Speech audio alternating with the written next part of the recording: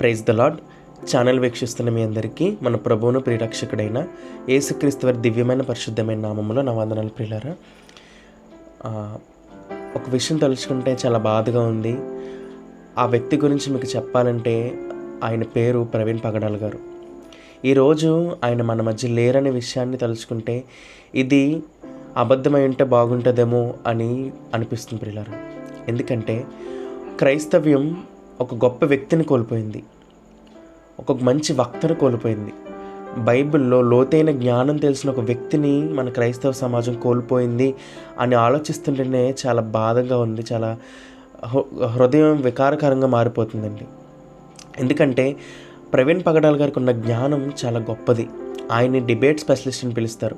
అనేక మందితో డిబేట్ చేసిన ఒక గొప్ప వ్యక్తి. తాను నమ్ముకున్న ధర్మాన్ని, తాను నమ్ముకున్న క్రైస్తవ్యం గురించి ఎంతమంది ఎన్ని విధాలుగా మాట్లాడినా ఆయన ఒకే స్టాండ్ మీద నిలబడుతూ క్రైస్తవ్యం కోసం ఎన్నో డిబేట్లు చేశారు, అందులో గెలిచారు. ఎంతోమంది గొప్ప వక్త ఆయన.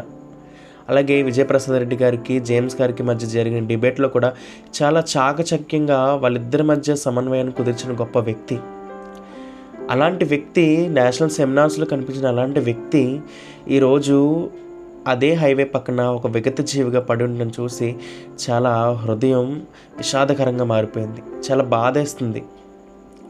అయితే ఆయన మరణం వెనుక కొన్ని అనుమానాస్పద మృతదేహంగా లేకపోతే ఇది ఒక అనుమానంతో కూడిన ఒక హత్యగా కనబడుతుంది.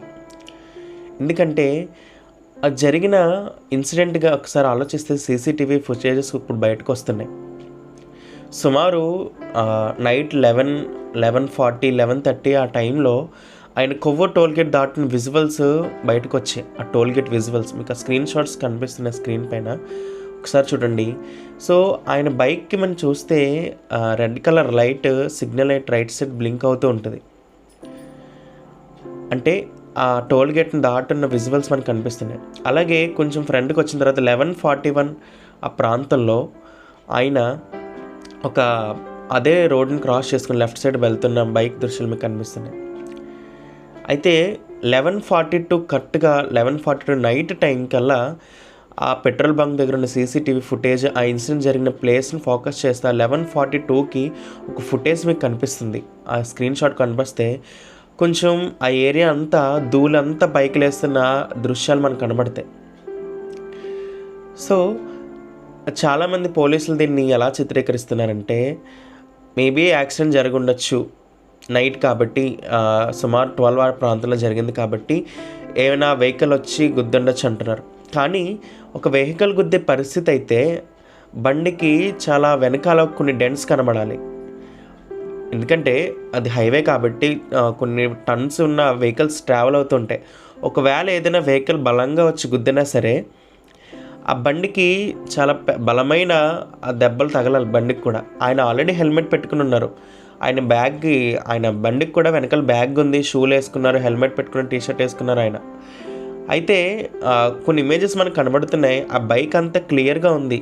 సో వెనకాల అంత డ్యామేజ్ అయినట్టుగా ఏం కనబడలే. ఫ్రంట్ మటుకి హెడ్లైట్ అనేది డ్యామేజ్ అయింది. కానీ ఆయన ఫేస్ కనుక ఒకసారి చూస్తే ఎవరో రాడ్తో కొట్టినట్టు కానీ, లేకపోతే కొంతమంది వ్యక్తులు వచ్చి ఆయన పడని వాళ్ళు ఎవరైనా వచ్చి ఆయన కొట్టినట్టు, ఆ ఫేస్ మీద ఆ పెదాలన్నీ కట్ అయిపోయినట్టు, ఆ ముఖం మీద ఘాట్లు, ఆ రక్తం మరకలు కనిపిస్తున్న ఇమేజెస్లో. అంటే సుమారు 11:42 ఆ ప్రాంతంలో ఆయన అక్కడ పడిపోతే మార్నింగ్ ఎవరో ఆ బ్యాక్ సైడ్ గ్రౌండ్లో క్రికెట్ ఆడే వ్యక్తులు కొంతమంది ఆడుకుని చూసి అక్కడున్న వ్యక్తులను చూసి వెంటనే అంబులెన్స్ ఫోన్ చేస్తే ప్రైవేట్ అంబులెన్స్ వచ్చి చూస్తుంది. అంటే ఈ 11:42కి మార్నింగ్ 9కి ఈ మధ్యన టైం పీరియడ్లో సుమారు 10 అవర్స్ మధ్యలో గ్యాప్ ఉంటే ఈ 10 అవర్స్ మధ్యలో ఏం జరిగింది అనేది మనకైతే తెలీదు. కానీ దీని మీద విచారణ ఖచ్చితంగా పోలీసు వారు జరిపించాలి. చాలామంది క్రైస్తవులకు సంబంధించిన వ్యక్తులు, చాలామంది క్రైస్తవులు ఇవాళ రాజమండ్రి పోలీస్ స్టేషన్కి వెళ్ళి ఫిర్యాదులు చేశారు.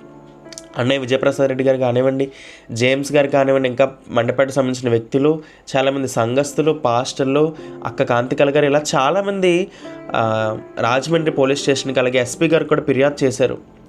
దీన్ని నార్మల్ యాక్సిడెంట్ కేసుగా కాదు, ఒక అనుమానాస్పద మృతిగా దాని కేసులో దర్యాప్తు చేయని చెప్పారు.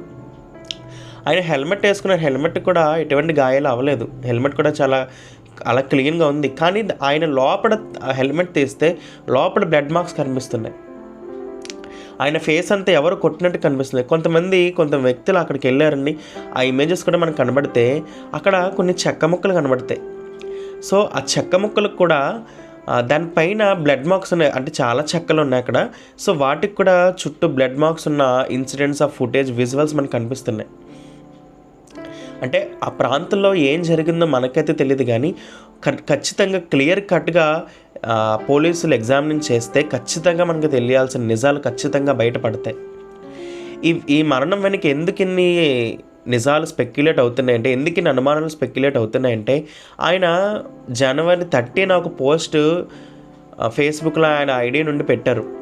నాకు కొంతమంది వ్యక్తుల దగ్గర నుండి ప్రాణహాని ఉంది, కొంతమంది వ్యక్తులు నన్ను చంపాలని చూస్తున్నాను, దయచేసి ఇలాంటి వారిని నన్ను రక్షించండి, ఐఎమ్ ఇన్ థ్రెట్ అని ఆయన పోస్ట్ చేసిన పోస్ట్ ఇప్పటికీ మీరు స్క్రీన్ షాట్ చూడండి.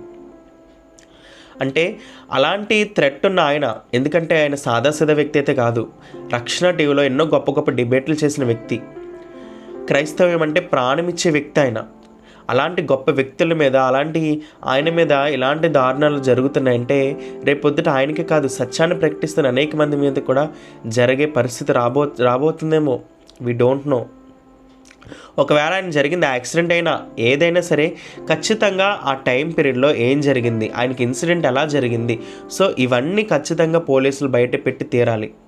ఎందుకంటే 11:42కి ఇన్సిడెంట్ అయితే 11:42కి మీకు స్క్రీన్ షాట్లో కనుక చూస్తే ఆ సీసీటీవీ బయట సుమారు హైవే నుండి ఆ ఇన్సిడెంట్ జరిగిన ప్రాంతానికి సుమారు 10 అడుగులు లోపలికి వెళ్ళాలి ఆ ప్లేస్ దొరకాలంటే. అంటే ఆ వెహికల్స్ పాస్ అవుతాయి కదా హైవేలో, కనీసం 10 అడుగులు లోపలికంటే పాస్ అయ్యే వెహికల్స్ కూడా అతను చూడలేని పరిస్థితి ఉందంటే, ఒకవేళ ఈ మధ్యలో 9 వరకు చూడలేదంటే ఈ మధ్య మెయిన్ టైం పీరియడ్లో ఏం జరిగింది, ఎవరైనా వచ్చి ఏమైనా చేశారా, లేకపోతే ఎవరైనా ఆయన ప్లాన్ చేశారా, వెహికల్ హిట్ అయ్యి వెళ్ళిందా, మనకైతే తెలీదు. కానీ ఇంకా సీసీటీవీస్ బయట పెడితే పోలీసులు కనుక ఈ 11:42 టైం పీరియడ్ నుంచి మార్నింగ్ వరకు, ఎందుకంటే మార్నింగ్ సీసీటీవీ క్లియర్ కట్గా కనిపిస్తుంది, ఆ సీసీటీవీ ఫుటేజ్ మొత్తం బయట పెడితే ఆ ఇన్సిడెంట్ జరిగిన ప్రాంతంలో వ్యక్తులు వచ్చారా లేదా ఏమైంది అనేది ఖచ్చితంగా తెలుస్తుందండి. కానీ ఒక్కటి ఆలోచించండి, ఎవరైనా సరే మనం మనుషుల కళ్ళు కప్పచ్చు, మనుషుల దృష్టికి మభ్య పెట్టచ్చు, న్యాయాన్ని కొనేయచ్చు, ఎందుకంటే చట్టం కొంతమందికి ఈరోజు చుట్టంగా ఉంది. కానీ ఎవరి కళ్ళు కప్పినా సరే దేవుడి కళ్ళు మట్టుకి నువ్వైనా నేనైనా కప్పడం అసాధ్యం. ఆయనకు అన్నీ తెలుసు. ఒక మంచి విషయం ఏంటంటే, బాధాకరం విషయం ఆయన చనిపోయాడన్న విషయం ఒకటైతే, ఒక సంతోషకరమైన విషయం ఏంటంటే ఆయన నిత్యరాజ్యం ఉండడానికి ఆయన ఆల్రెడీ ట్రావెల్ అయ్యి దేవుడితో పాటు ఉండడానికి వెళ్ళిపోయాడు ఆయన. ఎందుకంటే ఆయనకున్న బలమైన విశ్వాసం ఆయన రాజమండ్రి ప్రాంతానికి కూడా వచ్చింది. ఎందుకంటే ఒక బైబిల్ కాలేజీని స్థాపించడానికి సంబంధించిన సైట్ గురించి విజిట్ చేయడానికి, అలాగే కొవ్వూరు ప్రాంతంలో ఒక మీటింగ్ అటెండ్ చేయడానికి వచ్చాడు. అంటే ఆయన చివరి సమయాల్లో కూడా తండ్రి పనిలో, దేవుని పనిలో గడిపిన సమయాన్ని ఆయన కనిపిస్తుంది. వాళ్ళ కుటుంబం, వాళ్ళ వైఫ్ కనుక ఆలోచిస్తే, ఆయనకి 2 డాటర్స్ అండి. చాలా గొప్ప వ్యక్తి. ఆయన ఫేస్బుక్లో పోస్టులు పెడతా ఉంటారు. చాలా అమితంగా తన భార్యని, తన కుటుంబాన్ని ప్రేమించే వ్యక్తి. ఇంకో 2 అమ్మాయిలు కూడా అడాప్ట్ చేసుకుని వాళ్ళకి చదువు, వాళ్ళకి సంబంధించిన అన్నీ ఆయనే చూసుకుంటున్నారు. చాలా గొప్ప వ్యక్తి, సమాజ స్పృహ కలిగిన వ్యక్తి, సమాజం పట్ల గొప్ప విధేయత కలిగిన వ్యక్తి, అలాగే క్రైస్తవ్యం పట్ల కూడా చాలా గౌరవం, భక్తి, ఇలాంటి విషయాలు ఎన్నో కలిగిన గొప్ప వక్త, డిబేట్ స్పెషలిస్ట్గా పేరుగాంచిన ఆయన మాట్లాడే ప్రతి మాట చాలా క్లియర్గా ఉంటుంది. ఎవరిని నొప్పించేయని మాట్లాడరు ఆయన. సత్యమైతే, అది రైట్ అయితే ఖచ్చితంగా 100కి 100% ఖచ్చితంగా చెప్పే వ్యక్తి. ఒకవేళ అది ఇన్కరెక్ట్ అయితే ఖచ్చితంగా మొహమ్మద్ చెప్పే వ్యక్తి ఆయన. స్ట్రైట్ ఫార్వర్డ్ పర్సనాలిటీ ఉన్న వ్యక్తి ప్రవీణ్ పగడాల్ గారు.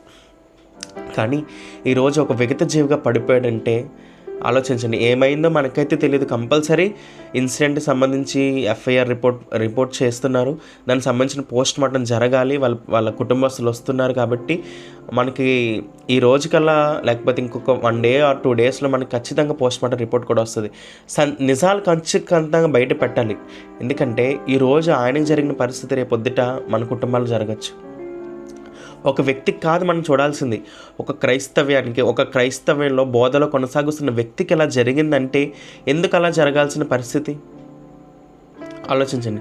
ఈ సీసీటీవీ ఫుటేజ్లో కూడా మనం చూస్తే 11:40 టైంకి కొవ్వూరు టోల్గేట్ దాటారు ఆయన. 11:42 టైంకి కరెక్ట్గా 11:42 నైట్కి ఆ ఇన్సిడెంట్ ఆ పెట్రోల్ బంక్ ప్రాంతంలో కింద అదే పెట్రోల్ బంక్ ఉన్న ప్రాంతంలో ఆ కొంతమూరు రూట్లో బయటికి పైకి ఫుల్ డస్ట్ ఎగిరినట్టుగా మనకి ఫుటేజ్లో కనిపిస్తుంది. అయితే మీన్ వైల్ 11:42 నుంచి మార్నింగ్ వాళ్ళు వచ్చి చూసే వరకు ఈ మధ్యలో ఏం జరిగింది? సో అక్కడ అంతలా ఆయన ఇన్సిడెంట్ అవుతే ఎవరూ చూడలేదా? అంత ఇన్సిడెంట్ జరుగుతుంటే పక్కనే కదా, హైవే పక్కన, ఎవరూ చూడలేదా? పోనీ ఆయన బైక్కి బ్లడ్ మార్క్స్ ఉన్నాయి. ఆయన బైక్ నిండా ఆయన బైక్ ఫ్రంట్ పార్ట్ అలాగే దానికి ఉన్న షీల్డ్ పార్ట్ కూడా బ్లడ్ మార్క్స్ ఉన్నాయి. అలాగే ఆయన వేసుకున్న హెల్మెట్ లోపల కూడా బ్లడ్ మార్క్స్ ఉన్నాయి. ఆయన వేసుకున్న షూ అలాగే ఉన్నాయి.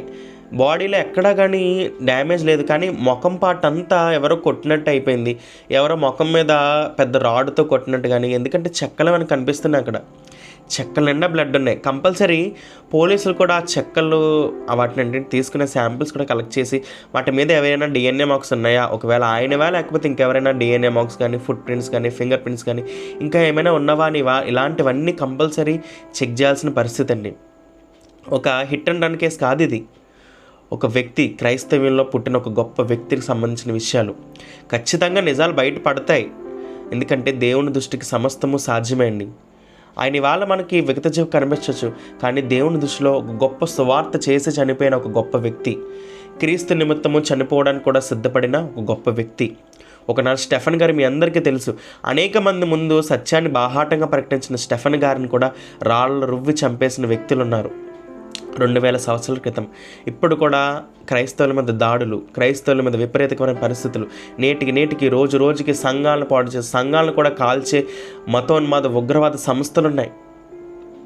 చాలా సంస్థలు ఉన్నాయండి. ఎందుకు క్రైస్తవం మీద అంత చిన్న చూపు మీకు? ఎందుకు క్రైస్తవం అంటే అంత వెటకారం మీకు? ఆలోచించండి. మనందరం యూనిటీగా ఉంటే, క్రైస్తవులంతా నా సంఘం వేరు, నీ సంఘం వేరు, నువ్వు వేరు, నేను వేరు, ఇవన్నీ పక్కన పెట్టి క్రైస్తవం ఏకదాటుగా ఒకే బాటలో ఒకే మార్గంలో నడిస్తే ఇలాంటివి జరగకుండా, రిపీట్ అవ్వకుండా మనం చూడొచ్చు. ఎందుకంటే యూనిటీగా ఉన్న చీమలను కూడా ఏనుగు ఏం చేయలేదంట. ఒక చిన్న చీమ ఏనుగును కూడా భయపెట్టగలదంటే వాటికి ఉన్న యూనిటీ అంత గొప్పది. ఆ యూనిటీ మనకుంటే, క్రైస్తవ్యానికి ఉన్న యూనిటీ అంత గొప్పగా ఉంటే అనేక మందికి ఇలాంటి సంఘటనలు ఒకవేళ జరిగి ఉండొచ్చు, జరగకపోవచ్చు, వీడియో ఉంటున్నాం. బట్ ఒకవేళ జరిగింది అనుకోండి, క్రైస్తవులు ఎవ్వరూ ఊరుకోకూడదు. ఎందుకంటే రేపు ఇదే సిచ్యువేషన్ మనకు జరగచ్చు. కంపల్సరీ ఫుటేజ్ బయట పెడతారన్న నమ్మకం పోలీసుల పైన ఉంది.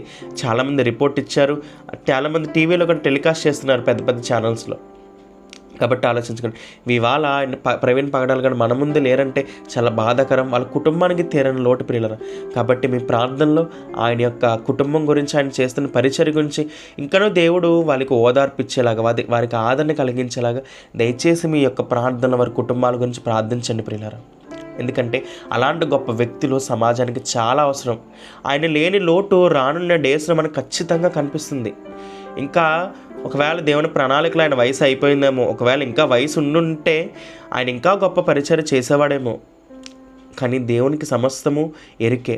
మనుషుల దృష్టికి కళ్ళు కప్పచ్చు, ఆయన దృష్టికి మాత్రం ఎవ్వరూ కూడా ఏ నుండి తప్పించుకోలేరండి. ఒకవేళ లోకం దృష్టిలో తప్పించుకోవచ్చు, లోకపు న్యాయంలో తప్పించుకోవచ్చు, కానీ దేవుని న్యాయంలో ఖచ్చితంగా తీర్పు పొందే రోజు ఇట్ ఈస్ కంపల్సరీ. అది జరుగుతుంది, నెరవేరి తీరుతుంది. కాబట్టి వాళ్ళ ఫ్యామిలీ గురించి ప్రేయర్ చేయండి. We miss you sir, we miss you Praveen Pagadala sir. Rest in peace you sir. Thank you.